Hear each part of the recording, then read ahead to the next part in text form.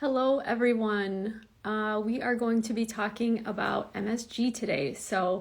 I'm going to be joined by Dr. Tia Rains from the No MSG page, KNOW MSG. And we're going to be talking all about monosodium glutamate, just in general, what it is for those that don't know, why there are so many misconceptions surrounding it, what those misconceptions are, why it is so highly demonized, but also why it is so loved as well. It seems to be very demonized, but a lot of people love MSG as well. So we'll kind of get into safety concerns surrounding it, like I said, misconceptions, and just in general what it is for people that don't know. So I'm going to add Tia right now. Thanks for joining. And if you want to just start out by kind of giving an overview of who you are, what you do, and for those that don't know, what MSG is too. Sure. Happy to. And good afternoon, everyone. Thanks for letting me join this conversation on one of my favorite topics. My background, I'm an undergrad in food science and nutrition, and then I went on and got a PhD in nutritional sciences. And then I've spent over 20 years working in the food industry. So I tend to gravitate towards opportunities where there's misinformation or disinformation to try to correct something that's not factual and bring those facts forward. And that's really what led me to Ajinomoto to work on MSG, because it's one of the most vilified food ingredients out there. And the science is really, really solid. And so I just couldn't miss the opportunity to help right this wrong when it comes to the perception of MSG. So what is MSG? It's an amino acid, essentially. So the G stands for glutamate, or it's also known as glutamic acid. It's one of the 20 amino acids that make up protein. I always like to remind people that 4 pounds of our body weight, roughly, depending on your size, is glutamate. It's all throughout our bodies. We make it. It's important for the structure of all tissues. And then it's also an important neurotransmitter that's in the brain. And it happens to be paired with a sodium ion to make it a salt. You can also pair the glutamate with other substances like potassium and get potassium glutamate. But the reason we have monosodium glutamate, which just means one sodium attached to that amino acid, is the chemist that identified this back in 1908. He actually tested all of these different salts, and the sodium salt has the best solubility in water. It has a nice crystal structure so that it looks like salt, and then it tastes really good. And so he launched the company on this product, monosodium glutamate, because of its umami characteristic, and that was over 100 years ago. Yeah, can you talk just a little bit before we get into the questions, just about how that umami, I did a post on it a while back, but just how that the flavor and, glutamate itself is the same as the naturally occurring glutamate in a lot of different foods that we eat that we might not even know that it is in. Yeah, exactly. So glutamate is glutamate, much like water is water. H2O is always H2O. Glutamate has a chemical structure that's the same, whether it's paired with the sodium and sold in a bottle, or whether it is in foods that are really consumed all around the world for their umami taste. So umami is the savory taste. It's the fifth taste. It was identified again in 1908, and umami actually is a Japanese word that means the essence of deliciousness. So the chemist that identified it really characterized the fifth basic taste. Before then, it was only sweet, salt, bitter, and sweet, salt, bitter, and sweet. No, sweet, salt. Sweet, what am I salt, missing? Bitter, sour. Sour. Yep. Well, It's like, Friday I can't think of afternoon. it either. Friday afternoon. Yeah. So again, it wasn't until 2002 that they characterized the taste receptor for umami. So it is structurally very similar to the taste receptor for glucose, sugar, in our mouth. And that's what the glutamate binds to and sends a signal to the brain that you're tasting something savory. And it's a little bit different than the other tastes. It's more subtle, obviously. I think sweet and sour and some of these other salt, all of them are a little bit more prominent when you first taste them on the tongue. But umami is a little more subtle. It increases saliva production, and it actually sort of sort of expands in the mouth over time. So a great way to identify all of these different tastes is to take a sun-dried tomato and chew on it for a very long time. And you'll see that you first get some of that sourness, maybe a little bit of the bitter. There is some sweet in there, but that like sensation that comes at the end after you've been chewing it a while, that's when that umami comes out, because tomatoes are very high in glutamate. Mushrooms are high in glutamate. Parmesan cheese, full of glutamate. Breast milk, the predominant amino acid in breast milk is glutamate. So it's prevalent. It's the most prevalent amino acid actually out there. It's in almost all foods, but those foods that I just mentioned just tend to be very good sources of glutamate. Yep. Okay. Yeah, that was a great explanation. But we'll get into some of the questions. We have a lot. There's a lot of misconceptions surrounding MSG. I always get a ton of questions whenever I post about it. So I'm hoping we can cover off on all of these, at least, the most common ones, because there are quite a few common questions. So first, you might have already kind of touched on this, but MSG's flavor enhancing ability. So somebody asked, it's just a different kind of flavoring like salt, right? Yeah, and it's really a taste. And again, it goes back to kind of what differentiates a taste from a flavor has to do with, is there a spot on the tongue where it binds to a receptor and then causes that connection to the brain to tell you that you're tasting that taste. So there are 5 now, with umami being the 5th one. That wasn't characterized until 2002, so it's the newest of the tastes, if you will. But that's sort of why it's called a taste, and then we talk about how it can enhance then the overall flavor of food. And flavor is you guys probably know better than me as food scientists, flavor not only is kind of the sensation that you get in the mouth, but it also has to do with the aroma and everything. So flavor is more of this experiential type of effect, whereas taste is really, does it connect to that receptor on the tongue and fire to your brain that there's a connection there in a particular taste. Right. This was probably one of my favorite questions, but it was, why does it make everything taste so delicious? Again, if you talk to I have the pleasure of working with a corporate chef every day, and he will tell you that it's not that umami itself is so delicious, but that the best tasting food covers off on a lot of the different tastes. So if you want to have umami in combination with sweet, in combination with salt, and it's that connection between multiple different types of taste where you're firing off all of these receptors, that's what makes food really taste good. And he will also tell you that as a chef, you often aren't thinking so much about savory. You're always focused on some of these other tastes. And so he thinks the best chefs are the ones that make a concerted effort to incorporate that savoriness into dishes, again, to kind of round out the overall flavor at that dish and make it delicious. Right. Okay. So if we we'll start getting into some of the misconceptions now. So if we can just start by covering off on where did the stigma against MSG really start? Why did it even start becoming demonized in the first place? Yeah, it's a great story. And let me just back up and say, I started by saying it was discovered in 1908, and it was commercialized and brought to the market in Japan in 1909. It came to the US around in the 1920s and was in the food supply without issue. People liked MSG. It was in military rations around World War II, and the soldiers were reporting how much better the meals tasted because of the presence of MSG. So people had no issue with it until 1968, and that's when things all of a sudden kind of took this turn. And that's when there was a Chinese American physician who wrote a letter to the editor of the New England Journal of Medicine. New England Journal of Medicine is and was one of the top medical journals in the world, and they still, and much like back then, accept letters to the editor. And so this was a letter to the editor that was his personal account of eating at Chinese food restaurants in the US.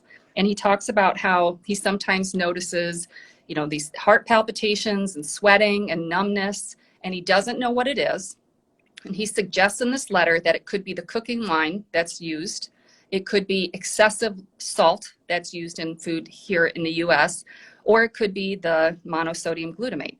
And he includes a call to action at the end of this letter where he says, if anyone has any hypotheses or any funds to try to track this down, I'd be interested in finding out what this is. The editors of the journal titled that letter Chinese Restaurant Syndrome. So they made up a term to accompany that letter, probably not thinking that that was going to villainize this food ingredient that had been consumed widely in the US and around the world for all of these decades. But that's where that term comes from, Chinese Restaurant Syndrome. A very savvy editor came up with that. And that letter spawned this whole vilification of MSG. And on the heels of that, there was at least one, if not a couple of researchers that saw that letter and then decided to pursue the MSG component and started injecting very large doses directly into rats and mice, into their abdomens and into their brains. And much like if you were to inject any substance that's supposed to be consumed via food directly into any sort of animal, you can see ill effects. And that's what was seen. And so it just became very easy then when you had that science on rats and mice, again, large doses, and you had this letter to the editor, and there were some people that followed up on that in the journal, it was very easy to villainize MSG. And the last thing that's not science related, and I'm not a culinary historian or a historian on any level, but if you read any of their work, they will say at the time it was a period where there was a lot of anti-Asian sentiment going on. The Vietnam War was in the midst of that, and a lot of I guess we're seeing some of that now with the roots of COVID too, where it just is very easy to start blaming a population of people. And so experts in that space will say that there was some just, xenophobia that probably was at play here that also caused MSG to become this target for vilification, excuse me. Yeah. Yeah. And even today, I mean, it is attributed like mostly to Chinese food. Like you don't hear it a lot with, other snack items with MSG. Like it is predominantly when you hear, some of these, fear-mongering misinformation about it. Like it seems to always be about Chinese food specifically too, when, like you said already, glutamate is found in many different foods. And, so, if there were actually ill effects, it wouldn't just be Chinese food, but that's like what it gets attributed to most of the time too. So, yeah. Yeah. Yeah. I mean, you could really, there's no Mexican food syndrome or right. Italian food syndrome. And those are all other cultures that embrace MSG, either naturally present or as a seasoning. Yep. So we'll start getting into, I guess first, before we get into some of the more specific questions people have around safety, are there any health concerns regarding consumption of MSG? No public health authority has ever flagged a concern when it's used as intended, which is as an ingredient in food. I would never recommend anyone inject it directly, although there have been studies that have done that in humans to try to understand the safety, and there were no ill effects from those studies in humans.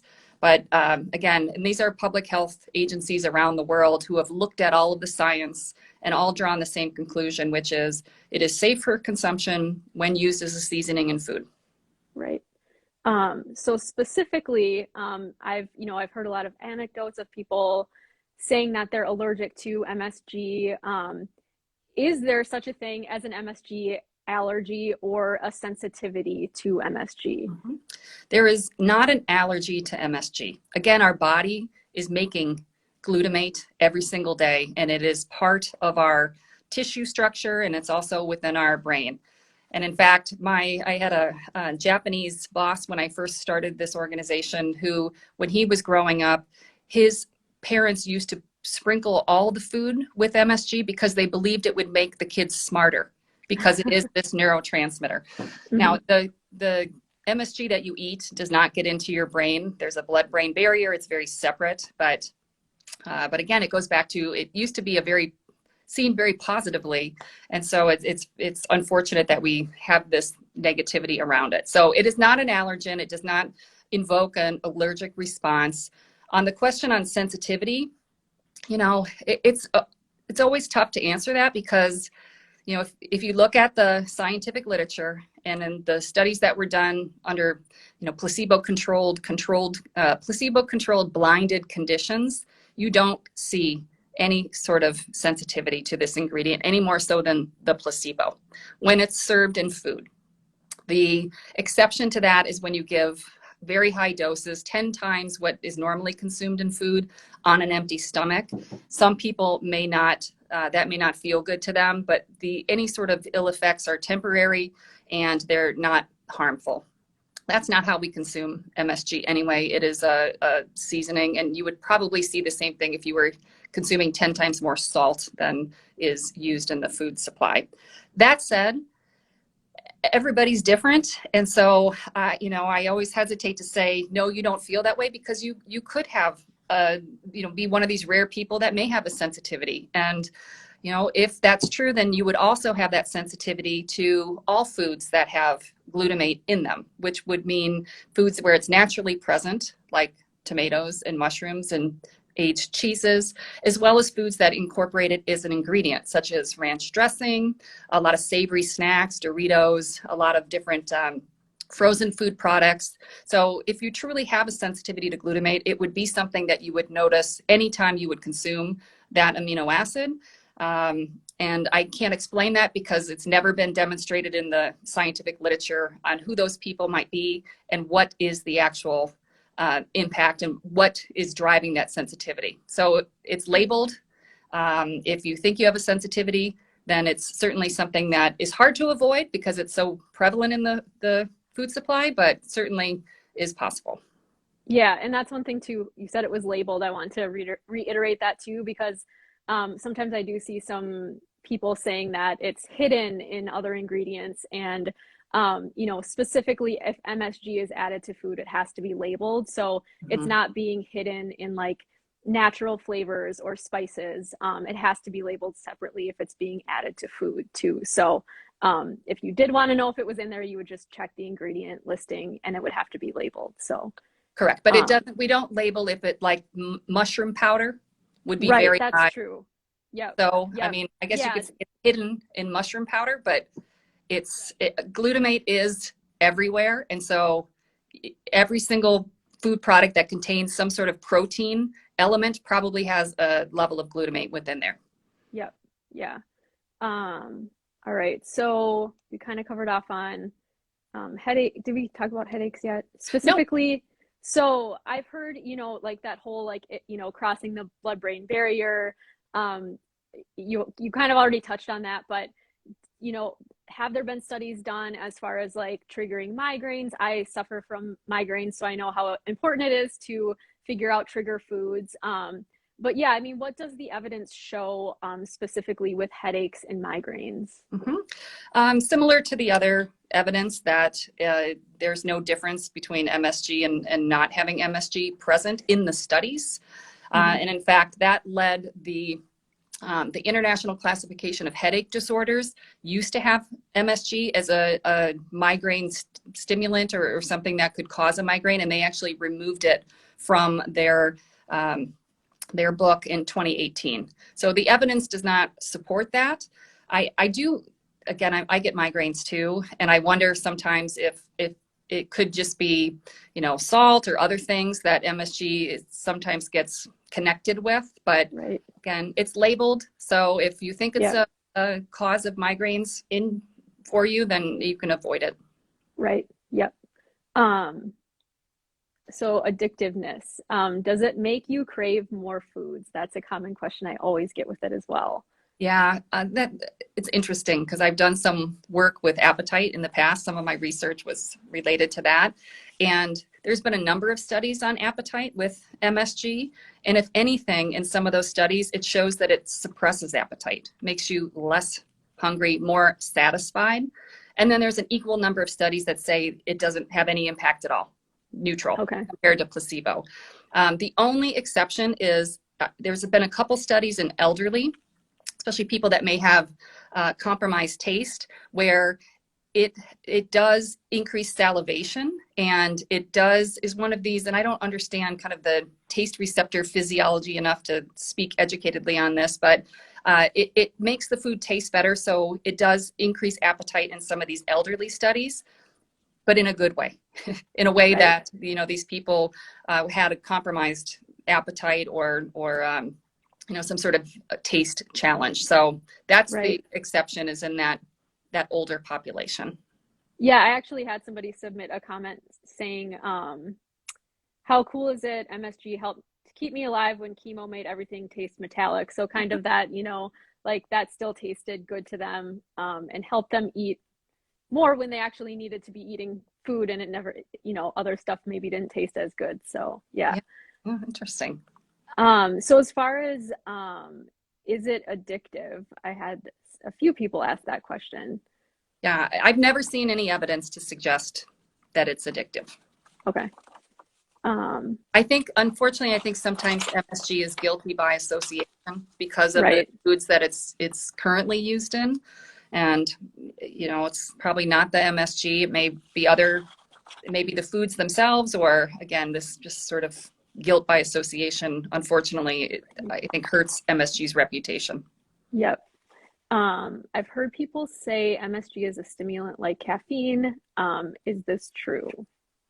I've never seen any evidence on that either in the scientific literature. Again, the only time you can kind of provoke any sort of response is on an empty stomach at a very high level. And even in those studies, it was variable. Like sometimes the very small number of people, and I think it only ended up being like 3 or 4 people out of 140 people that kind of had this response. Every time it was something a little bit different. So it's certainly not something that's been proven in the science to occur. I haven't seen it, but again, Yeah. it's an interesting anecdote, I guess. Yep. Somebody just commented, it's been labeled as an excitotoxin by health gurus, and some claim it kills brain cells. Is that just nonsense? Yeah, so here's the thing. The glutamate that you eat, about 95% of it never leaves your intestine. It stays within your intestinal tract, and it actually gets used as energy by the cells that line the intestine.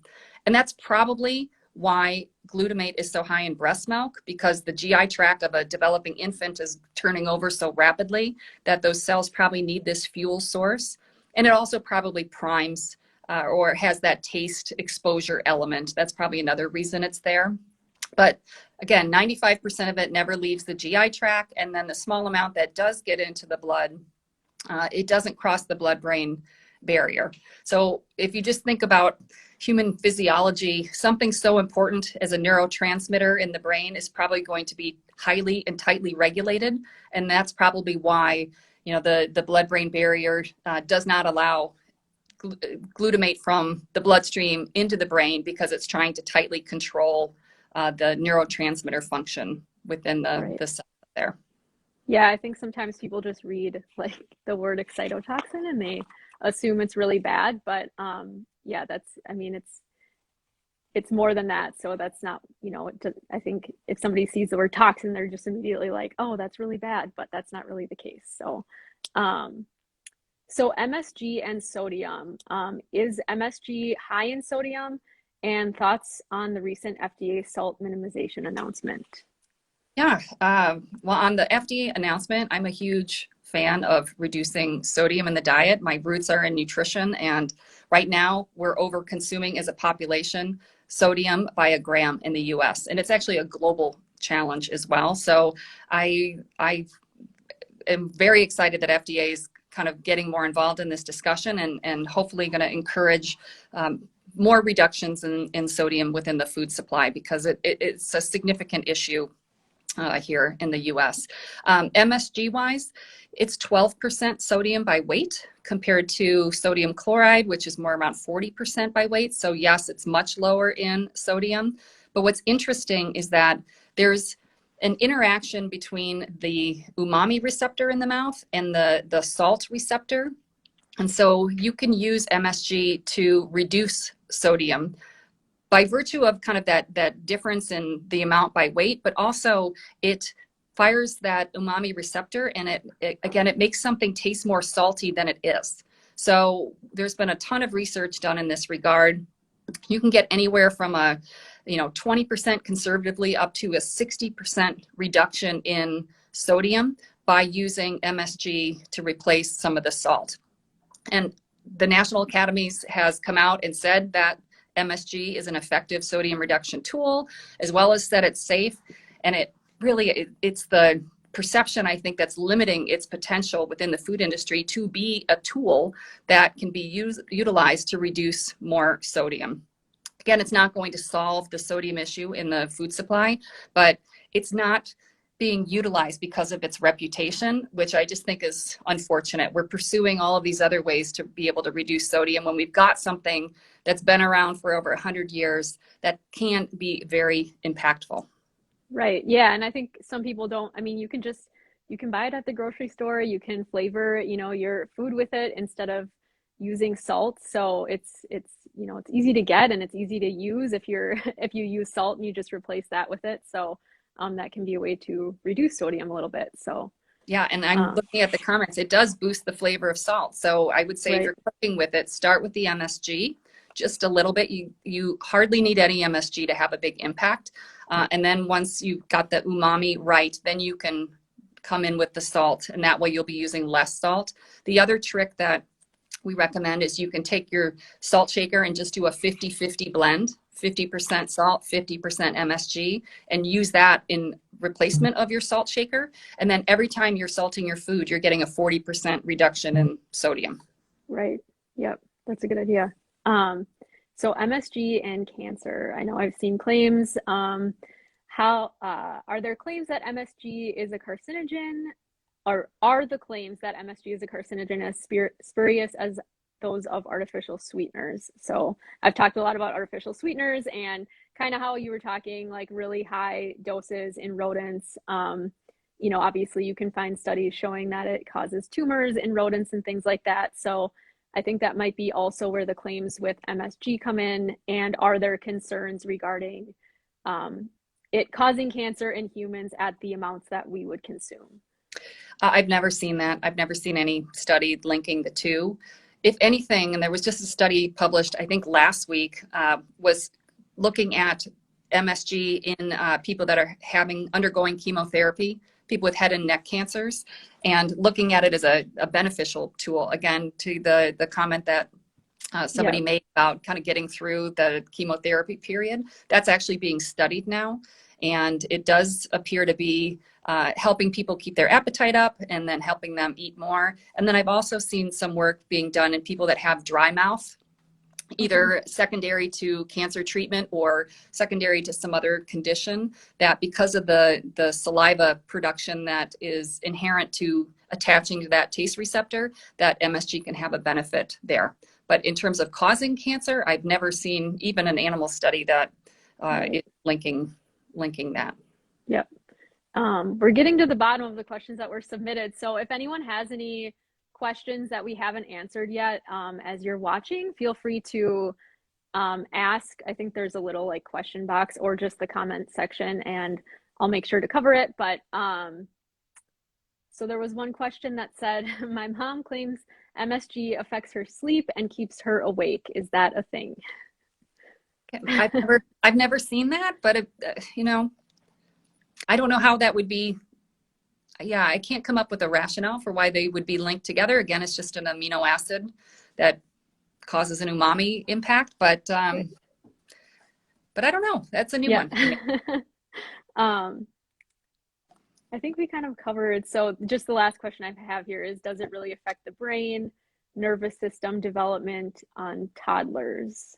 I think we kind of covered off on the brain, but is it safe for children to consume as well? Yes. And again, remember, it is widely consumed throughout the world. There's just a handful of countries that kind of have a hang up with MSG. The US is one of them, but there are countries that it sits on the table next to a salt and pepper shaker, and it's consumed widely by the family and part of their food culture. So it's, right. it's an amino acid, and it's been approved to be consumed by all when it used as intended, again, Yep. as a seasoning.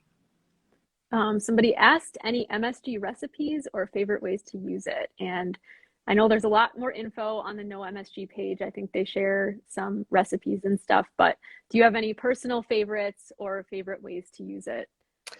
So, yes, since I live in the middle of the country, it's corn season now, so I think it's fantastic on corn. I also use it, so Kewpie mayonnaise, if you know Kewpie mayonnaise, it's a Japanese mayonnaise that has MSG in it. And so now I've started using MSG, and if I don't have Kewpie mayonnaise, I'll use a little bit of MSG in either a mayonnaise or in a salad dressing, regular salad dressing. It's great too.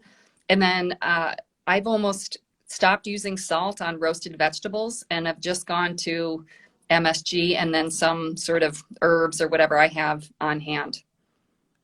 Yeah, so really, I mean, like we kind of said, like what you would use typically salt for, you can just use it instead of salt. Somebody asked, would you go over the structure of MSG again? Why is the monosodium form the one we talk about the most? Mhm. And why is it the most prevalent? Yeah, you kind of went over that earlier. If you wanted Yeah, to just summarize it again. sure. Just real quickly, you can attach glutamate to a bunch of things to make different salts. And in fact, we use here monopotassium glutamate or just potassium glutamate is another glutamate salt.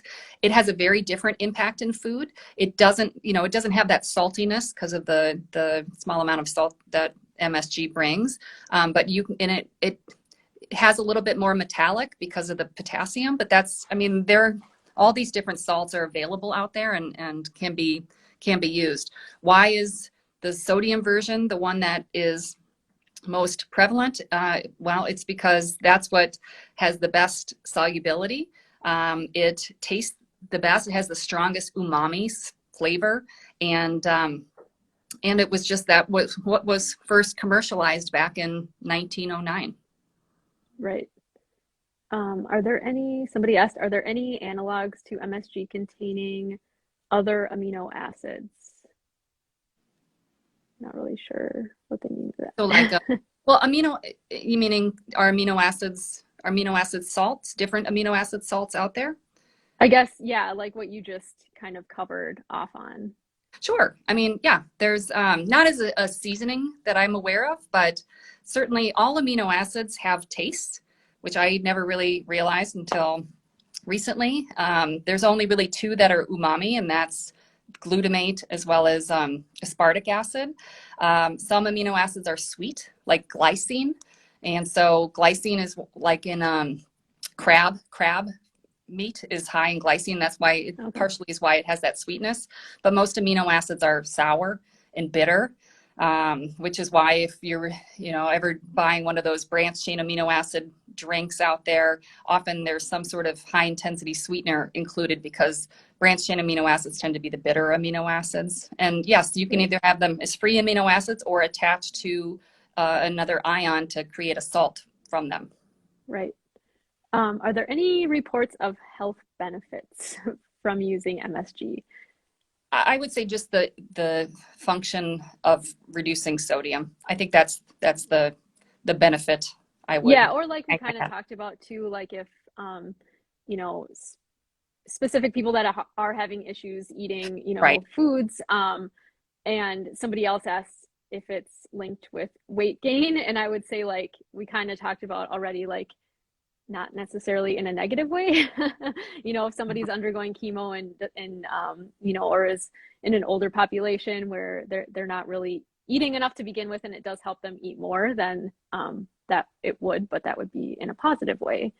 Um, Yeah, and I would just add there's been two studies, both conducted in China, that were epidemiological studies that looked at the relationship between MSG and body weight. And there were these two studies that showed this positive relationship. And so I think that maybe that's where MSG gets linked to causing weight gain. But then there's also very similar studies conducted in other parts of the world that have not shown that to be true. And again, those types of studies are not cause and effect. They're just looking at relationships. So, right. most experts would not say there's any real impact on weight gain. But again, I think oftentimes MSG, when it's not used as a tabletop seasoning, but when it's in a food product, is often guilty by association because it's utilized in some food products that are easy to overconsume because they don't have a lot of satiety value. And maybe that's where some of this linkage is rooted in as well.